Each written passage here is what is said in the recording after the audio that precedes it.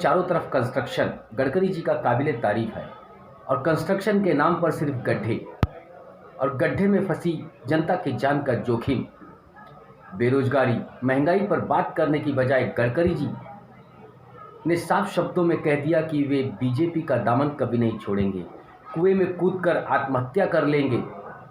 BJP का चेहरा है गडकरी जी या फिर जनता का मोहरा है गडकरी जी।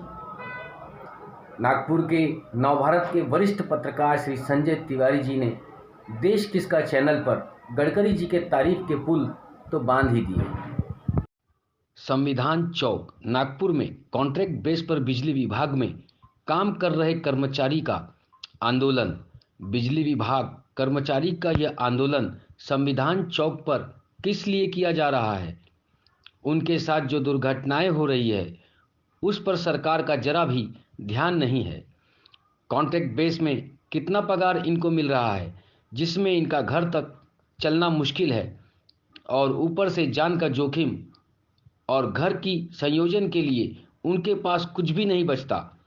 सरकार रोजगार की बात करती है पर जिसके पास रोजगार है वह अपना घर तक नहीं चला पा रहा है। अपने बच्चों को पढ़ाई लिखाई से वंचित रखकर जान जोखिम में डालकर कॉन्ट्रैक्ट बेस पर बिजली विभाग में काम करने वाले कर्मचारियों का यह दुख सरकार सुनने के लिए तैयार नहीं है। इसी विभाग में राज यादव नामक व्यक्ति की आंदोलन का हिस्सा बने और अचानक से हार्ट अटैक से जान तक चली गई। अगर लोग रोजगार में उन्नति का दिलासा दिया जाता तो शायद ऐसे कई कर्मचारियों की जान बच सकती है। देश के मंत्री और विभागीय मंत्री सत्ता में रहकर विकास की बात तो करते हैं पर विकास के नाम पर कर्मचारियों को झांसा दिया जा रहा है। लोगों की जान और घर की अर्थव्यवस्था बर्बाद हो रही है। या तो कॉन्ट्रैक्ट बेस पर काम कर रहे कर्मचारियों का वेतन में बढ़ोतरी हो या तो फिर उन्हें सरकारी सुविधाओं से लाभान्वित किया जाए। परमानेंट करने पर सरकार का विचार करना चाहिए। यह मुद्दा सत्ता में रह रही सरकार की छवि खराब होने के आसार साफ साफ नजर आ रहे हैं, जिसका खामियाजा आ रहे चुनाव में सरकार को भुगतना पड़ सकता है। स्ट्रेंथ बीजेपी का कैडर है।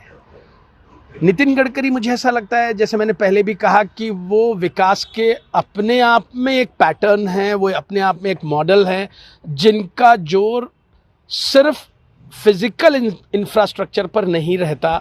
जैसा कि हमारे जोसेफ सर ने बताया, नितिन गडकरी नागपुर के लोगों के दिल से जुड़े हुए एक सर्वमान्य नेता हैं। कुछ लोग ऐसे होते हैं जो राजनीति से परे होते हैं, जो दलगत राजनीति से ऊपर होते हैं। मुझे ऐसा लगता नहीं कि कोई मेरी बात से असहमत होगा कि नितिन गडकरी किसी एक पार्टी या किसी एक वर्ग को बिलोंग करते हैं। नितिन गडकरी नागपुर के एक सर्वमान्य नेता हैं जिन्हें कोई राजनीति की विचारधारा में बांधा नहीं जा सकता। एक दूसरा, जिस तरह किसी व्यक्ति की एक स्ट्रेंथ होती है उसी तरह उसकी वीकनेस भी होती है। राजनीति की वीकनेस और स्ट्रेंथ सिर्फ चुनाव में देखी जा सकती है और चुनाव 5 साल में एक बार होते हैं, या यूं कहें कि जब भी चुनाव का अवसर आता है तब होता है। जैसा कि जोसेफ सर ने बताया, नागपुर की राजनीतिक फिजा इस तरह की है, यहाँ का जिसको हम एक सोशल इंजीनियरिंग इस तरह की है कि ये सीट किसी के लिए भी बिना लड़े नहीं जीती जा सकती।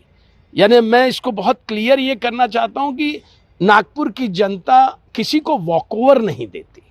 यहां कौन सामने खड़ा होगा वो ऐन वक्त पर 2019 में कांग्रेस के वर्तमान प्रदेशाध्यक्ष श्री नाना पटोले जी को उम्मीदवार बनाया गया हो या इसके पहले वो किसी को भी बनाए, इसी तरह की हालत जब कांग्रेस के अच्छे दिन थे तो बीजेपी के साथ थी।